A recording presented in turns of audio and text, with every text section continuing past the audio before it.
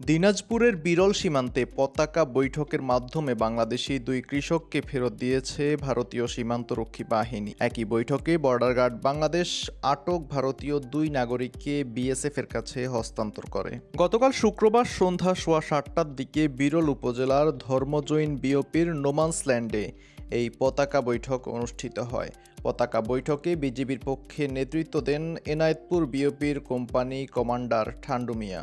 বৈঠকটি প্রায় 1.5 ঘন্টা স্থায়ী হয়। তবে বিজিবির পক্ষ থেকে পতাকা বৈঠক বিষয়ে আনুষ্ঠানিকভাবে কিছু জানানো হয়নি, ফলে ভারতের পক্ষ থেকে বৈঠকে কারা উপস্থিত ছিলেন তা জানা যায়নি। এর আগে শুক্রবার দুপুর 12:30টার দিকে ধর্মজৈন বিওপির মেইন পিলার 321 ও সাব পিলার 11 এর নিকটবর্তী এলাকায় ধান কাটার সময় বাংলাদেশি কৃষক মাসুদ ও এনামুলকে ধরে নিয়ে যায় বিএসএফ সদস্যরা। এর প্রতিবাদে সীমান্তবর্তী কডিল গ্রামের স্থানীয়রা ভারতীয় দুই নাগরিককে আটক করেন।